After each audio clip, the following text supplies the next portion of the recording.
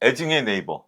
왜 이렇게 주가는 지지부진한가? 네이버가 나름 AI 관련해서 X를 만들었을 때 결론적으로는 저는 둘 다 실패했다. 네이버 수익원을 분석해보면 광고 수익 말고 뭐 있어? 결국에는 서치 플랫폼하고 커머스 쪽인데 네. 그런데 네이버의 전략은 네. 말 그대로 복덕방 수수료만 먹고 사는 거예요. 네. 그러니까 지금 네이버 출신의 하정우 수석이 결국에는 이 정부의 강력한 AI 투자, 대한민국의 광통신 AI 인프라망을 까겠다는 거 아닙니까? 자, 이재명 정부가 지금 시도하려고 하는 사업 중에 하나입니다. 새로운 기회는 분명 올 것이다. 지금 이해진 의장이 복귀한 지 1년이 다 돼갑니다. 뭔가 분명히 내놓을 겁니다.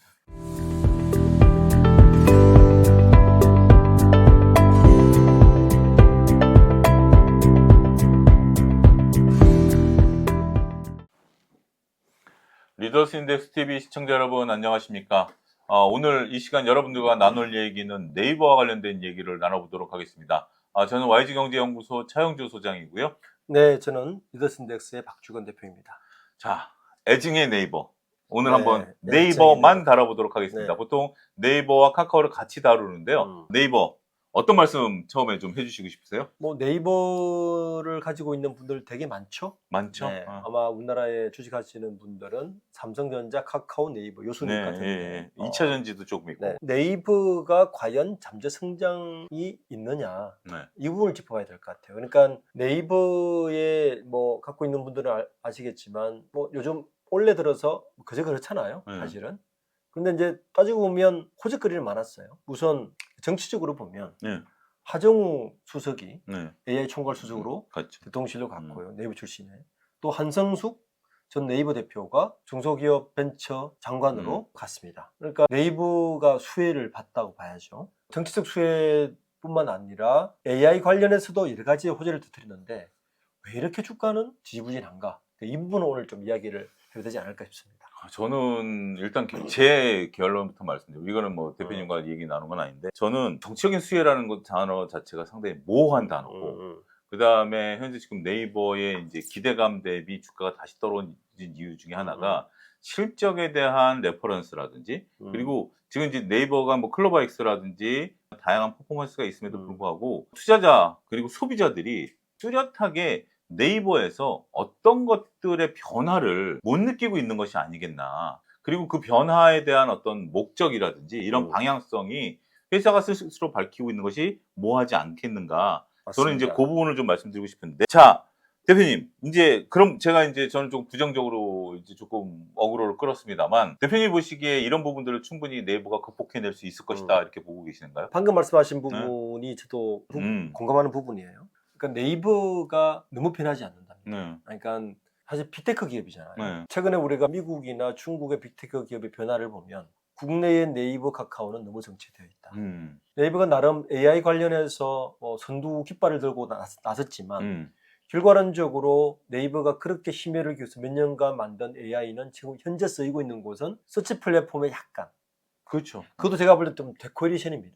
물론 네이버로 검색하시는 분들은 좀 다름을 느끼기도 하지만 요즘 예를 들어서 검색을 하면 AI가 차영주, 먼저 떠요. AI가 먼저 떠요. 차영주 이렇게 검색하면 차영주는 누구다 이렇게 해서 최근 뭐 냈겠죠. 이게 떠요. 예. 그런데 구글의 제미나이나 네. 챗GPT의 4.0, 4.5보다는 현저히 다른. 그렇죠. 다르죠. 그러니까 그냥 흉내만 낸 그밖에 안 돼 보이고 사실 네이버가 글로벌엑스를 발표할 때 지금 하정우 수석이 총 팀장이 돼서 만들었을 때 사실 내셨던 건 두 가지였거든요. 뭐냐면 한국형 LLM을 만들었다는 게 자기 내세웠고 이런 거죠. 야, 아무리 구글하고 챗GPT가 알아도 국내 대부분은 네이버를 쓰는데 우리나라 사람들에게 네이버가 가지고 있는 정보량하고 비교가 돼? 우리가 더 잘 만드는 거였거든요. 두 번째는 뭐냐면 네이버가 내세웠던 게 클로바엑스를 만들었을 때 원래 비즈니스 모델이 뭐냐면 자기들이 AI 플랫폼을 만들어서 B2B 비즈니스를 하려고 그랬어요. 그렇죠. 기업들이 필요로 하는 거를 우리 거를 쓰면 우리가 정보를 안 볼게. 우리 갖다 써.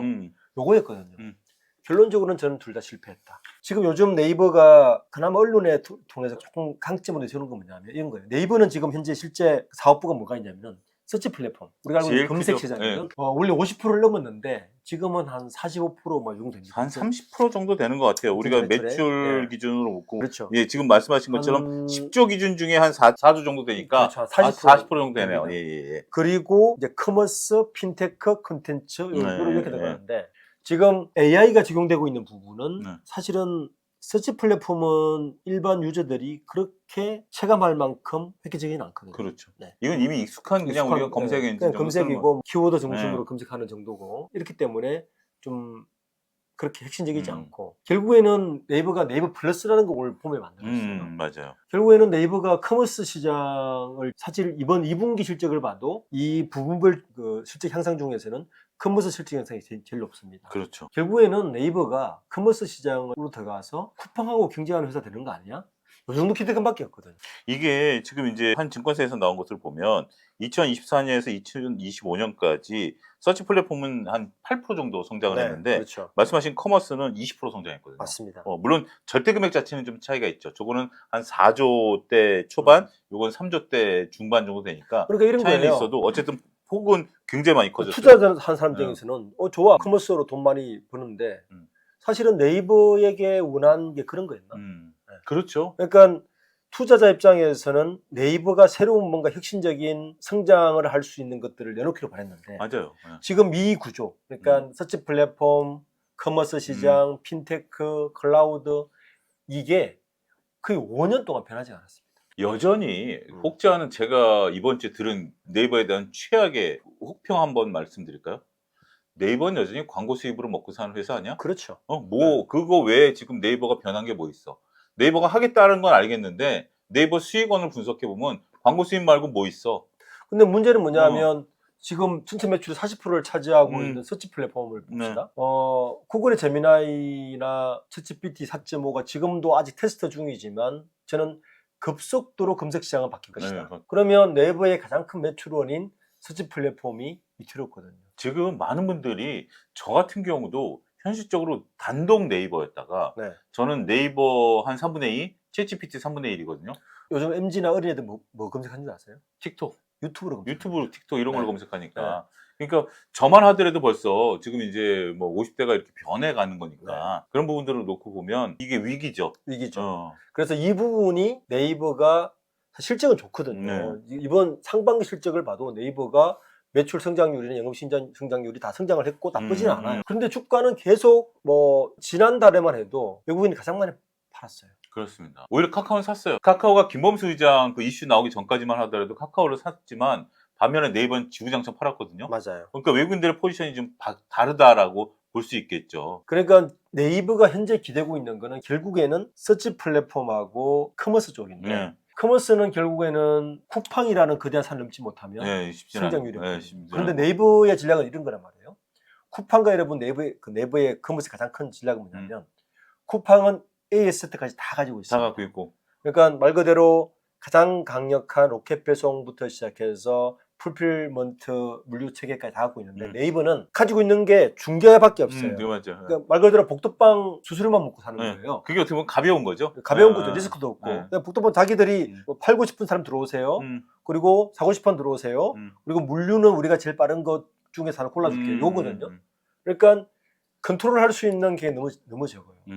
그러니까 이 상태에서 네이버가 앞으로 1, 2년간 뭐 좀 더 수익은 계속 날 수는 있겠지만 투자자 입장에서는 왜 이렇게 새로운 거 없지? 이게 이제 쿠팡이 없다라면 어떻게 보면 충분히 네이버의 모델도 우리나라에서는 규모의 경제를 할 수 있는 부분들이 있습니다만 이미 시간이 늦었다라고 봐야 되겠죠. 저도 처음에 쿠팡이 막대한 자금을 쏟아부을 때 긍정적으로 보지 않았던 투자자 중에 한 사람인데 결국 영업이익을 만들어냈기 때문에 이다음부터는 이제 영업이익을 그리고 플랫폼이라는 것이 갖고 있는 또 어떻게 보면 맹점, 강점 이것이 플랫폼 효과라는 게 있잖아요. 모든 것을 이제 독식하게 되는 부분들이고 전환 비용이라든지 이런 것들이 굉장히 지금 낮아져 있는 상태이기 때문에 오히려 전환 비용이 낮다라는 것은 잘 안 간다라는 역설일 수도 있다라고 말씀을 드릴 수 있겠죠. 네이버의 강력한 락인 효과도 아마 오래 갈 것 같지는 않습니다. 많은 분들이 저 같은 경우도 지금 이제 뭐 챗GPT 쓰지만 대표님 말씀하신 제나이나 뭐 이런 거 어떤 분들은 거의 다 그것만 쓴다. 난 네이버 안 쓴다라는 네. 분들도 조금 젊으신 분들은 그렇게 좀 많아지더라고요. 그런데 그러면 네이버가 근데 최근에 주가가 지금 현재 23만 원대까지 올라왔어요. 네. 그렇고 기관 근데 반면에 우리가 이제 외국인들은 팔았지만 기관의 순매수가 들어왔거든요. 네. 그러면 네이버 주가가 여기서 그냥 주저앉을까요? 그렇게 놔두지는 않겠죠. 예. 예. 이제 저는 가장 큰 키워드는 결국은 AI다. AI.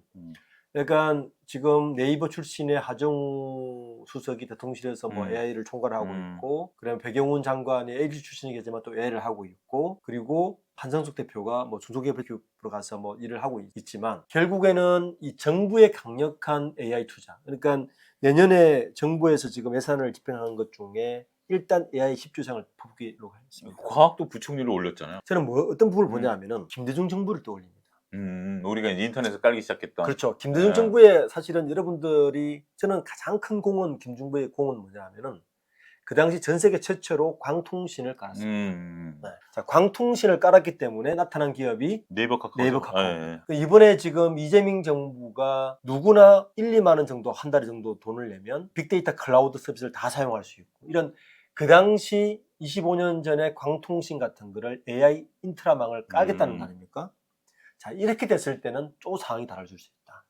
여기에서 네이버와 카카오가, 특히 네이버가 어떤 역할을 하고 어떤 비즈니스 모델을 만드는가가 향후 네이버의 잠재 성장률에 저는 가장 큰 키포인트다. 저는 지금부터 준비를 해야 될 것이고, 지금 여러 가지 여러분들 보시는 빅테크 기업들 중에서 그때를 좀 떠올렸으면 좋겠습니다. 김대중 정부가 시작했던 광통신 인프라망이 대한민국의 이재명 정부가 지금 시도하려고 하는 사업 중에 하나입니다. 이때 어떤 비즈니스가 뜨고 질지, 얼마나 또 많은 빅테크들이 막 나타날지는 좀 모르겠지만 새로운 기회는 분명 올 것이다. 저도 이제 그 부분을 들으면서 이제 심장이 떨리는데요. 이제 그래야 되는 거예요. 투자는 이 기업들을 보고 내가 이 기업이 어떻게 간다라는 레퍼런스를 보고 심장이 뛰어야 되는데, 지금 말씀하신 것처럼 이제 증권사 리포트도 이제 9월 5일 날 나온 리포트인데요.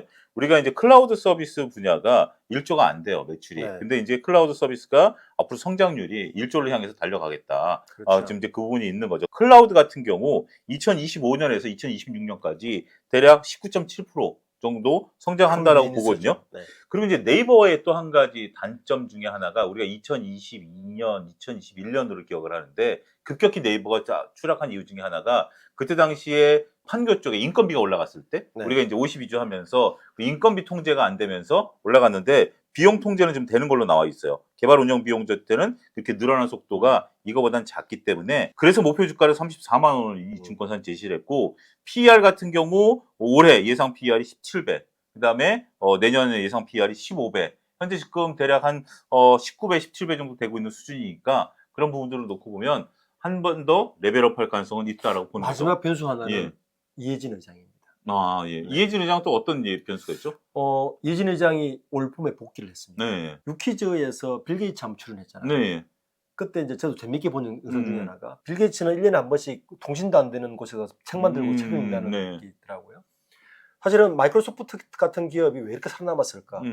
그거는 큰 변화가 있을 때마다 새로운 변화에 대해서 선도적인 이야기를 했기 때문에 나타나는 거예요. 저는 네이버의 이 정체, 저는 이해진 의장이 복귀를 했다는 이야기는 본인도 네이버가 정체되어 있었구나라는 것을 판단한 것 같고, 너무 늦었죠? 지금 이해진 의장이 복귀한 지 1년이 다 돼갑니다. 아마 심사숙고했을 것이고요. 그렇죠. 뭔가 내놓지 않을까 하는 제 개인적인 에피셜이 있습니다. 그러면 새로운 기회가 한 번 올 수도 있다.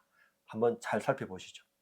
예, 저도 그 부분에 대해서 한번 좀 살펴보도록 하겠고, 어차피 우리나라 이제 기업들의 특징이 오너의 영향이 크다라고 보면, 저도 굉장히 대표님 말씀 듣고 네이버를 한번 다른 관점에서 정말 빨리 주가가 올라가서 많은 투자자분들이, 그러니까 대비되잖아요. 카카오 김범수 의장은 지금 구형을 받고 무형을 받는 거고, 빠져 있고, 이해진 의장은 복귀해서 지금 9개월간 시험수고를 했단 말이에요. 뭔가 분명히 내놓을 겁니다.